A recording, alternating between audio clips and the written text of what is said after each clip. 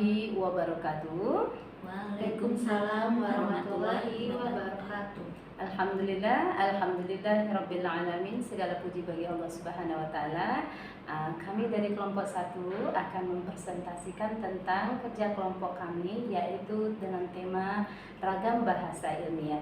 Sebelum kami mempresentasikan, perkenalkan kami dari kelompok 1 beranggotakan saya Yulvia Sandra dan Bu Cici dan Desi Mayangsari. Inilah tentang ragam bahasa yang akan disampaikan oleh Bu Cici. Kepada Bu Cici dipersilakan. Baiklah, saya di sini akan menyampaikan hasil presentasi kami pada siang hari ini. Apa itu ragam bahasa? Ragam bahasa ilmiah adalah salah satu ragam bahasa Indonesia yang digunakan dalam pertemuan dan penulisan karya ilmiah, di mana bahasa ilmiah diperoleh dengan sifat keilmuannya dan didasari oleh hasil pengamatan, peninjauan, penelitian di bidang tertentu. Dan ada 6 ciri-ciri dari ragam bahasa ilmiah.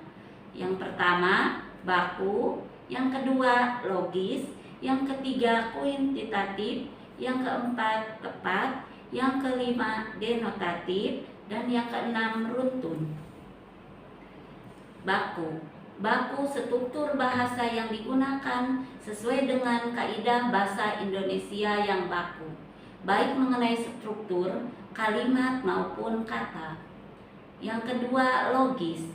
Logis, ide atau pesan yang disampaikan melalui bahasa Indonesia ragam ilmiah dapat diterima akal. Yang ketiga, kuantitatif.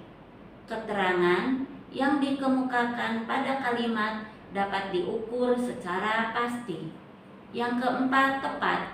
Ide yang diungkapkan harus sesuai dengan ide yang dimaksud oleh pemutus atau penulis dan tidak mengandung makna ganda. Yang kelima, denotatif. Denotatif yang berlawanan dengan konotatif adalah kata yang digunakan atau dipilih sesuai dengan arti sesungguhnya dan tidak diperhatikan perasaan atau sifat ilmu yang objektif. Yang keenam, runtun. Runtun, ide diungkapkan secara teratur sesuai dengan urutan dan tingkatannya, baik dalam kalimat maupun dalam alinea atau paragraf, adalah seperangkat kalimat yang mengemban satu ide atau satu pokok bahasan. Baik, saya akan melanjutkan kembali tentang materi ragam bahasa ilmiah. Di sini saya akan membahas tentang beberapa ragam dan karakteristik bahasa ilmiah. Yang pertama, bersifat cendekia. Bahasa Indonesia itu mampu digunakan secara tepat untuk mengungkapkan hasil berpikir logis. Artinya, mampu membentuk pernyataan sesuai tepat dan seksama. Yang kedua, bersifat lugas. Paparan bahasa yang lugas akan menghindari kesalahpahaman dan kesalahan menafsirkan isi kalimat dapat dihindarkan. Artinya, penulisan yang bernada sastra itu harus dihindarkan. Yang ketiga, bersifat formal. Bahasa yang digunakan dalam komunikasi ilmiah itu bersifat formal, di mana tingkat keformalan bahasa dalam tulisan karya ilmiah dapat dilihat dari lapisan kosakata, bentukan kata, dan kalimat. Yang keempat, bersifat bertolak dari gagasan. Maksudnya di sini adalah bahasa penonjolan diadakan pada gagasan atau hal yang diungkapkan dan tidak diungkapkan pada penulis. Dalam implikasinya, kalimat-kalimat yang digunakan itu lebih didominasikan oleh kalimat pasif. Yang kelima, bersifat objektif. Sifat objektif tidak cukup dengan hanya menempatkan gagasan sebagai pangkal tolak, tetapi juga diwujudkan dalam penggunaan kata. Yang keenam, ringkas dan padat. Bahasa direalisasikan dengan tidak adanya unsur-unsur bahasa yang hemat, di mana penggunaan bahasa pada karya tulis ilmiah itu harus bersifat jelas, ringkas, dan padat. Selanjutnya, penggunaan ragam bahasa. Penggunaan ragam bahasa ini menggunakan bahasa baku. Itu terdapat pada karya tulis ilmiah, laporan penelitian, makalah, skripsi, tesis, dan disertasi. Yang kedua, menyampaikan informasi-informasi berdasarkan konsep ilmiah seperti pada puisi, prosa, dan drama, di mana itu disusun sedemikian rupa sehingga dapat menimbulkan berbagai efek emosional, imajinatif, artistik, dan estetik, sehingga dapat menimbulkan rasa haru baik bagi si penulis maupun si pembaca. Tetapi bedanya pada bahasa yang bersifat ilmiah itu tidak mempertimbangkan efek-efek perasaan yang timbul seperti yang dipertimbangkan dalam bahasa ragam sastra.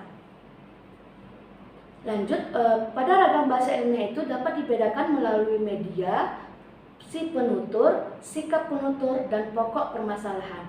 Yang pertama, ragam bahasa yang berdasarkan media itu dibagi menjadi dua, ada tulisan dan lisan.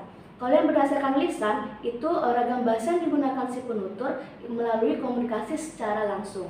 Kalau yang tulisan, itu ragam bahasa dijabarkan dalam bentuk huruf-huruf sebagai unsurnya. Yang kedua, ragam si penutur, itu dapat dibedakan berdasarkan ragam daerah dan ragam pendidikan.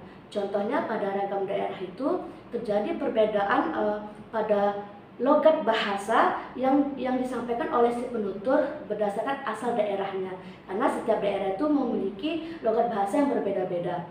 Yang ketiga, sikap penutur, di mana ragam bahasa ilmiah dapat dibedakan dengan lawan yang ditemui. Contohnya pada saat si penutur menyampaikan bahasa di depan umum, di depan orang yang dihormati, terus berkomunikasi secara seni seperti pada pimpinan dan wacana teknis itu memiliki pemilihan kata yang berbeda sesuai yang digunakannya. Yang keempat, berdasarkan pokok permasalahan. Ragam bahasa ilmiah juga dapat dibedakan itu berdasarkan tempat lingkungan, agama, dan profesi. Karena setiap tempat itu menggunakan bahasa yang digunakan sesuai dengan kondisi dan tempatnya masing-masing. Sekian presentasi kami pada siang hari ini. Mohon maaf jika ada kurang dalam penyampaian materi hari ini. Semoga apa yang kami sampaikan bisa berguna dan bermanfaat untuk kami selaku kelompok 1 dan untuk banyak orang. Saya ucapkan selamat siang dan terima kasih. Assalamualaikum warahmatullahi wabarakatuh.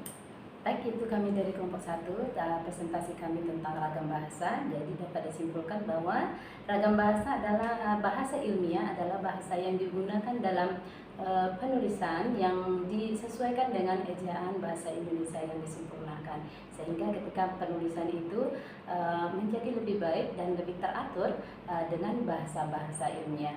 Terima kasih, itu penyampaian kami dari kelompok 1. Terlebih dan terkurangnya saya sebagai MC mohon maaf jika ada salah kata. Kita tutup dengan wabillahi taufiq.